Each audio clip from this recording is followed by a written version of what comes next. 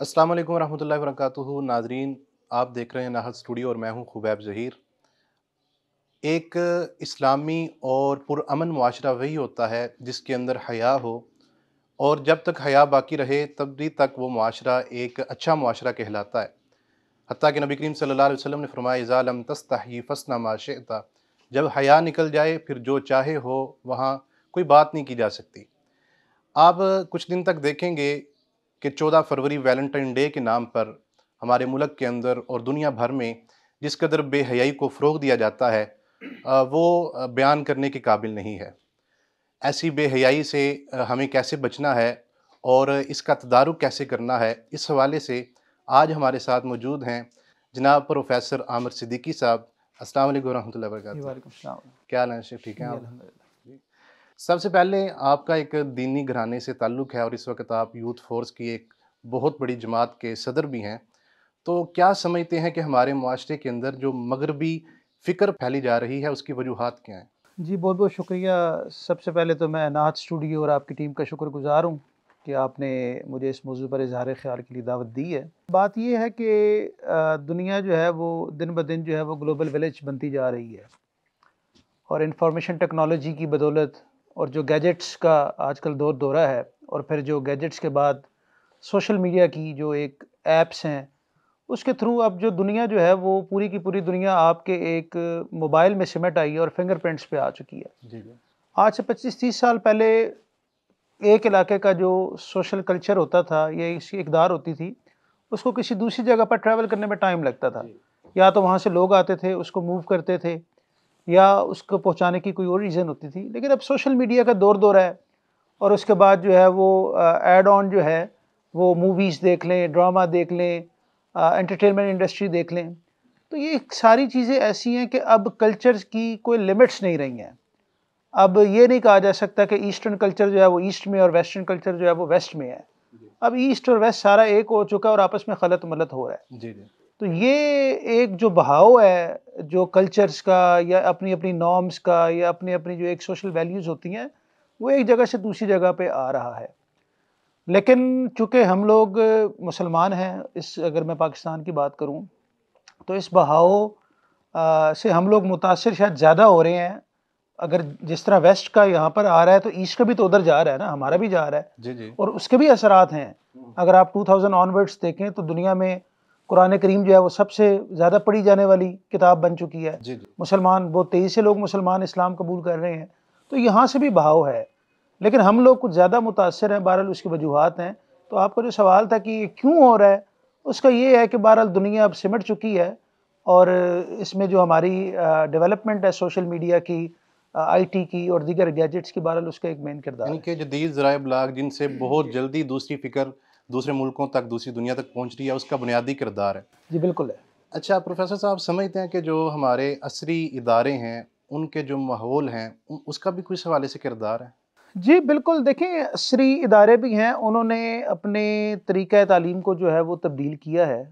मिसाल के तौर पर आज से 1 सदी आप पीछे चले जाएँ, तो हिंदुस्तान में बरसग़ीर पाक-व-हिंद में मदारिस का दौर-दौरा था जी, जी। और जो है वो असरी इल्म से ज़्यादा इस्लामी इल्म जो हैं, वो उन पर जो है वो दस्तरस लोग जो है वो हासिल करना चाहते थे। उस वक़्त जो है वो मौलवी फ़ाज़िल था या मुंशी फ़ाज़िल था या जो भी थी, तो उनकी तरफ लोगों की तवज्जो थी। लेकिन ओवर द पीरियड जो है, बिलख़ुसूस ये रीसेंट जो 2 डेकेड्स हैं, इसमें काफ़ी कुछ चेंज हो चुका है और वही जो एक वेस्टर्न तरीक़ा तालीम है, वो हमारे यहाँ इंट्रोड्यूस करवाया गया है। फिर उनके फुटप्रिंट्स पे भी असल में बात ये है, सबसे जो इसमें मेन चीज़ है कि हम जो ज़हनी ग़ुलामी है ना, हुँ, हुँ। उससे अपने आप को अभी तक नहीं निकाल पाए। हुँ। अब मैं आपको मिसाल देता हूँ, हमारे यहाँ पढ़े-लिखे होने का कॉन्सेप्ट क्या है? जो बंदा अच्छी इंग्लिश बोल ले थोड़ी-सी, जी, जी। जिसका एक्सेंट थोड़ा-सा वो कर ले, हुँ, हुँ। वो हमारी अशराफिया उससे, हमारी एलीट क्लास उससे इम्प्रेस हो जाती है कि यार इसकी इंग्लिश बहुत अच्छी है, जी, जी। इसका एक्सेंट बहुत अच्छा है। हुँ, बेशक बिहाइंड दैट इंग्लिश उसका कोई नॉलेज ना हो हुँ, या उसका कोई प्रैक्टिकल नॉलेज ना हो। हुँ, इसके बरअक्स अगर कोई बंदा जिसको वाक़ईतन जो इल्म पर अबूर है, जो वाक़ई किसी चीज़ में एक उसने जो है वो अच्छी दस्तरस एथेंटिसिटी रखता है, है। दस्तरस है, लेकिन उसकी इंग्लिश वीक है, तो हम उसको पढ़े-लिखे से फ़हरिस्त से निकाल देते हैं। इसी तरह पैंट शर्ट पहनना, कोट पहनना, टाई पहनना, अगरचे मैं ज़ाती तौर पर समझता हूँ उसमें कोई हर्ज नहीं है, बंदे को अपने आप को अपडेट रखना चाहिए, जिस तरह वो समझता है।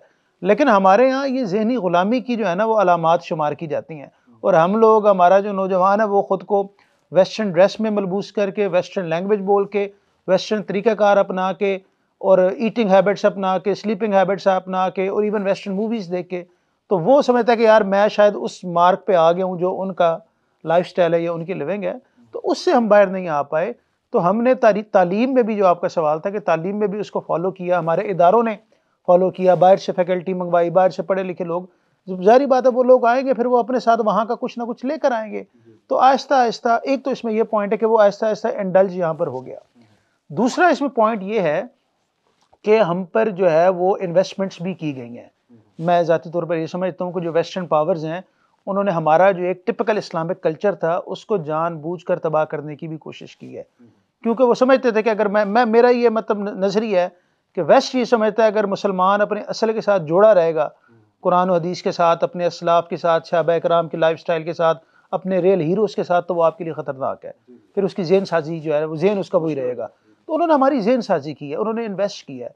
उन्होंने, आप देखें पंजाब गवर्नमेंट को या गवर्नमेंट ऑफ पाकिस्तान को कितने बिलियन ऑफ डॉलर्स दिए हैं, जिसमें फ्री स्कूल के नाम पर और फ्री यूनिफॉर्म और फ्री एजुकेशन, लेकिन साथ साथ उन्होंने जो है वो अपना कुरिकुलम भी दिया है कि यार आप उनको छोड़ें। कुरिकुलम में तब्दीलियां आप देख रहे हैं, कभी हम सहाबा कराम पढ़ते थे, रियल इस्लामिक हीरोज़ पढ़ते थे, वो सब के सब निसाब से निकाल दिया गया और उनकी जगह कभी मलाला यूसुफजई को डाल दिया जाता है, कभी किसको डाल दिया जाता है, कि जो कि मतलब फॉर नो रीज़न हीरो बने हुए हैं हमारे। तो वो इन्वेस्ट भी उन्होंने किया और इस इन्वेस्टमेंट के ये नतीजे हैं कि हमारे जो तालीमी इदारे हैं उनमें भी बहरहाल तब्दीली है और हमारा जो स्टूडेंट है, अपकमिंग जनरेशन, ज़ाहिर बात है वो इमेच्योर एज होती है स्टूडेंट की। अगर आप मैट्रिक ऑनवर्ड्स भी उसको लें तो उसको मैच्योर होते होते टाइम लगता है। तो इमेच्योर माइंड पे जब इन्वेस्ट किया जाता है तो फिर वो बीज कच्चे ज़हन में, जब कच्ची मिट्टी में दबाया जाता है तो वो बड़ी जल्दी पुख्ता होता है और उसके रिजल्ट्स आते हैं। तो बहरहाल ये मल्टीपल इसकी रीजंस हैं। जैसे आपने बात की कि इसके पीछे बहुत सी लॉबीज़ हैं और वो बड़ा अपना इन्वेस्ट करते हैं इस पे। तो हमने भी देखा हमारे मुल्क के अंदर काफ़ी जमातें हैं, इस पे अल्हम्दुलिल्लाह वो एक अच्छा रिएक्शन भी देते हैं, बड़े एहतजाज होते हैं और हया के नाम पे अशरे मनाए जाते हैं। तो जमाती सतह पर हम किस कदर काम कर रहे हैं? देखिए, बेहयाई को रोकना या बेहयाई का ख़ात्मा, ये अव्वल तो किसी एक जमात का काम नहीं है, चाहे वो कोई दीनी जमात है, कोई सियासी जमात है, कोई और जमात है, कोई तहरीक है। ये सोसाइटी का मजमूई टास्क है, क्योंकि जब माशरे में बेहयाई या इस तरह की दीगर खराफात या बुराइयाँ फैलती हैं तो वो माशरे को उस पर इम्पैक्ट होता है। वो एक घर को ख़राब नहीं करती, वो एक औरत एक मर्द को ख़राब नहीं करती। अभी आप देख लें कितने हमारे यहाँ पाकिस्तान में कत्ल हैं जो गैरत के नाम पर होते हैं।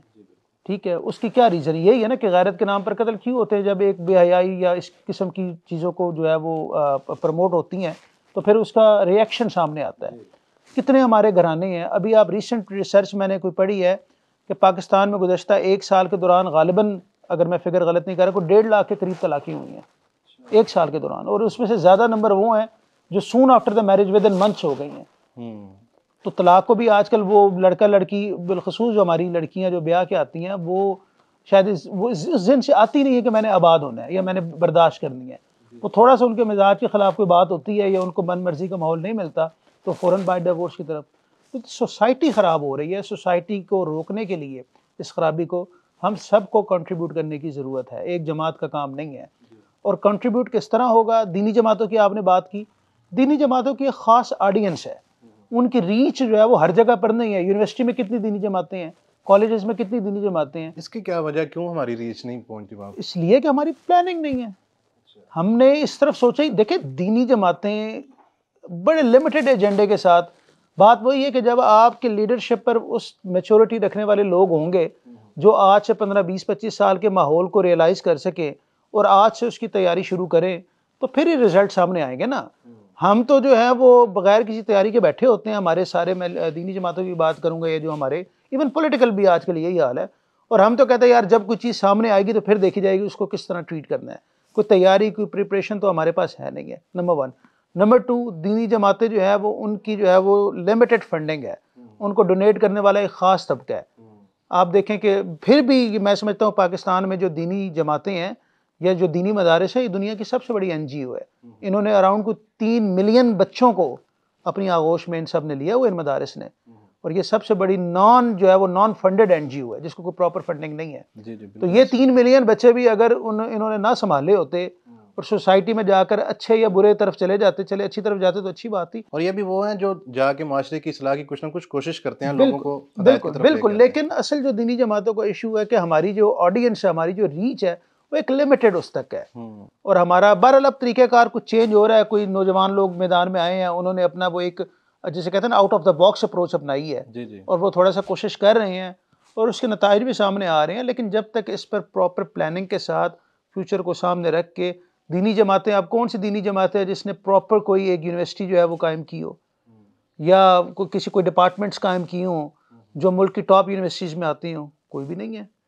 तो जब तक हम इन्वेस्ट नहीं कर, दीनी जमातें भी इन्वेस्ट, देखें एक तरफ मैंने आपको पहले कहा कि मगरिब इन्वेस्ट कर रहा है, वेस्ट इन्वेस्ट कर रहा है, तो इन्वेस्ट करने के लिए, उसको रोकने के लिए आपको भी इन्वेस्ट करना पड़ेगा।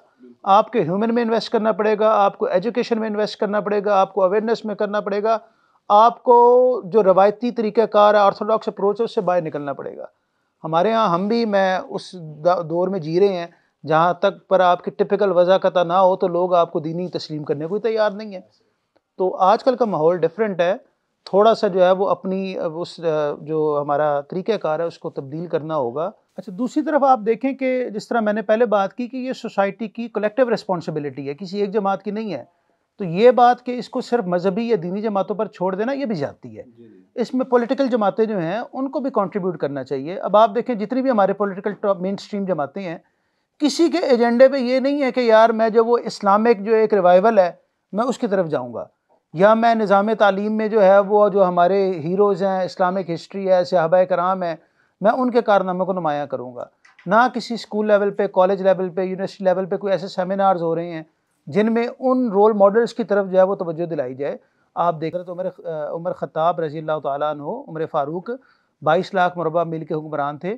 उनकी हयात उठाकर देखें, सैयदना अबू बकर सिद्दीक़ की उठाकर देखें, उसके बाद सैयदना उस्मान गनी की उठाकर देखें, दीगर सहाबाए कराम की उठाकर देखें, एक से एक आपको मॉडल वाक़या मिलेगा। इवन जंगी तारीख़ उठाकर देखें या आप सोशल जो है वैल्यूज़ उठाकर देखें, उन्होंने तो दुनिया को तब्दीली का मफ़हूम सिखाया है। लेकिन हम अपने उन सारे जो बुज़ुर्ग हैं, असलाफ़ हैं, उनको हम भूलते जा रहे हैं। तो यहाँ पर सियासी जमातों का भी फ़र्ज़ है कि बजाय इसके कि वो इस नाच गाने के कल्चर को, मर्द ज़न के इख्तिलात के कल्चर को, एक आवारगी ज़हनी, जिससे आवारगी, अब आपने देखा होगा जो कुछ सियासी जमातें जलसे करती हैं और जिस किस्म का माहौल होता है, मैं किसी का नाम नहीं लेना चाहता, लेकिन बहरहाल सब के लिए ये बात है, सब जमातों के लिए, कि वहाँ पर एक ऐसे कल्चर को फ़रोग़ दिया जाता है कि जो मज़ीद जो है वो ज़हनी बेरारवी, आवारगी और फहाशी की तरफ माइल करता है। तो उनका भी ये फ़र्ज़ है कि वो पाकिस्तान का जो एक हमारा सोशल कल्चर है, एक डोमेस्टिक कल्चर है, एक इस्लामिक कल्चर है, वैल्यूज़ हैं, उन पर स्टिक रहें और अपने एजेंडे में इस चीज़ को इस चीज़ को लिस्ट करें, लिखें पॉलिटिकल एजेंडे में कि हम इन चीज़ों की तरफ तवज्जो देंगे। तो फिर हो सकता है कि वो अगर कोई एक पॉलिटिकल जमात भी इस तरफ आए तो मे भी लोग उसको दीनी जमातों के साथ रिप्लेसमेंट समझें उसकी, और लोगों का माइंड उस तरफ शिफ्ट हो। तो ये उनका भी किरदार है, ये पूरी सोसाइटी का किरदार है कि हम सब उसमें जो है, इसी तरह जो आला अदलिया हमारी, उनका भी मैं समझता हूँ कि ये इस्लामी जमहूरिया पाकिस्तान की वो अदलिया है। तो मुल्क में ऐसा कोई कानून या ऐसी कोई एक्टिविटी जो हमारे इस्लामिक इक़दार के ख़िलाफ़ हो, और जो बिलखसूस फहाशी को, जिस तरह अदलिया कई मौके पर शो मोटो लेती है, तो वैलेंटाइंस डे पर भी ले सकती है कि इस मुल्क में वैलेंटाइंस डे की कोई गुंजाइश नहीं है, या हैलोवीन की कोई गुंजाइश नहीं है, तो इस किस्म के इवेंट्स यहाँ पर सेलिब्रेट नहीं होने चाहिए। पतंगबाजी पर भी तो लिया था ना गवर्नमेंट ने एक्शन, तो इस पर क्यों नहीं ले सकते? तो हर इदारे को, हर इंस्टीट्यूशन को, क्योंकि वो under the umbrella of Islamic Republic of Pakistan है, तो जब तक इस्लामिक रिपब्लिक है तब तक उनको वो अपना आईनी, और आइन में लिखा हुआ है कि मुल्क में जो भी आइन होगा वो कुरान और सुन्नत की रोशनी में होगा, कुरान और सुन्नत सुप्रीमेसी होगी। तो वो सुप्रीमेसी के लिए हर इदारे को अपना रोल प्ले करना चाहिए। अच्छा, ये तो मजमूई आपने बात किया, तो इनफरादी तौर पर हम अपने आप को कैसे सही कर सकते हैं? हर बंदा जो अपने अंदर हया पैदा करना चाहता है, वो इनफरादी तौर पर क्या किरदार अदा कर सकता है? इसमें जो सबसे बेस्ट तरीक़ेकार है वो अपनी असल के साथ ख़ुद को मजबूत करना। जो हमारे यहाँ आजकल देखें, अभी एक ज़माना था, आज से 8-10 साल पहले पीछे चले जाए, हमारी मसाजिद शाम को भरी होती थी, मोहल्ले का हर बच्चा वो मस्जिद में कुरान पढ़ने ज़रूर जाता था, चाहे वो नाज़रा पढ़ता था या वहाँ पर दुआएं या वहाँ पर नमाज। आज आप जाकर देखें, ट्यूशन सेंटर्स आपको आबाद मिलेंगे, मसाजिद वीरान है। और यही इन्ना सलात तन्हा अनिल फहशा वल मुनकर, इसने बुराई से रोकना था। देखिए, बात तो यही है कि दीन इस्लाम तो आपको मुकम्मल बुराई से रोकता है, जी जी। दीन इस्लाम, लेकिन हम उससे जो है वो कटते जा रहे हैं। हम ना कुरान हमारे बच्चों को आता नहीं है, तर्जुमा बिल्कुल नहीं आता। इन्न सलात तनहा, आपने कहा कितने लोग हैं जो इस आयत को पढ़ते और इसका तर्जुमा जानते हैं? कितने लोग हैं जिन्होंने नबी करीम की हयात मुबारक का मुताला किया, सीरत का? कितने लोग हैं जिन्होंने सहाबा कराम की ज़िंदगियों का मुताला किया कि वो कितने हया वाले थे और कितने बाशरम थे? तो ये सारी चीज़ें हम अपने असल से कटते जा रहे हैं। वो ना तीतर में है, ना बटेर है, ना खुदा मिला, ना वसाले सनम, ना हम वेस्टर्नाइज हो पाए हैं, ना जो है वो टिपिकल एक मुस्लिम हो पाए हैं। तो हम दरमियान में लटके हुए हैं, हमारी सोचें भी इसी तरह दरमियान में हैं कि ना वो अपनी असल के साथ जुड़ रही हैं। हाँ, और लिबरल हम होना चाहते हैं, वो हो नहीं पाते। मतलब हमारे यहाँ लिबरल से लिबरल बंदा भी जो क्लेम करता है, आप उसको कहें क्या तुम इतने लिबरल हो पाओगे कि तुम अपनी जो है वो बहन के, बीवी के, माँ के जो है वो उनके कपड़े आधे करोगे? तो वो कभी नहीं कर पाएगा, क्योंकि हमारा ज़ाहिर बात है कि हमारी वो एक तरबियत और हमारा एक फितरत नहीं है हमारी। तो वो इसलिए हम बजाय इसके कि लिबरलिज्म की तरफ जाएं या उसको फॉलो करें, बेहतर यह है कि हम अपने असल को फॉलो करें। और इस्लाम ने ठीक ठाक लिबरलिज्म दिया है, जितना एक बंदे की ज़िंदगी में लिबरलिज्म होना चाहिए इस्लाम ने वो बिल्कुल दिया है। मैं डिटेल में नहीं जाऊँगा, बात लंबी हो जाएगी। इस्लाम के आने से पहले औरत के क्या हकूक़ थे सोसाइटी में? ये तो इस्लाम है जिसने आकर उसको लिबरलिज्म दिया है। इस्लाम ने औरत ये फ़र्ज़ किया है कि औरत की रज़ामंदी उसके निकाह में होनी चाहिए, औरत की रज़ामंदी के बगैर निकाह नहीं है। तो ये तो इस्लाम ने लिबरल, औरत को जो है विरासत किसने दी है? इस्लाम ने दी है। तो इस्लाम ने सब कुछ जो एक ज़िंदगी, आइडियल ज़िंदगी गुजारने के लिए जितनी एक फ्रीडम और लिबरलिज्म की ज़रूरत थी, वो इस्लाम ने दिया हुआ है। लेकिन हम, जिस तरह मैंने पहले बात की कि हम उसको फॉलो नहीं करना चाह रहे, हम फॉलो करें इंडिविजुअली तो हालात बेहतर हो जाएंगे। जी, बहुत शुक्रिया। आपने बड़ी मुख्तसर वक़्त में बड़ी जामे गुफ्तगू से हमारे नाज़रीन की रहनुमाई की। अल्लाह आपको जज़ा दे। नाज़रीन इकराम, आइए हयादार बन जाइए, हया वाला मुआशरा बनाने में अपना किरदार अदा करें। इसी के साथ इजाज़त दीजिए। अस्सलामु अलैकुम व रहमतुल्लाहि व बरकातुहू।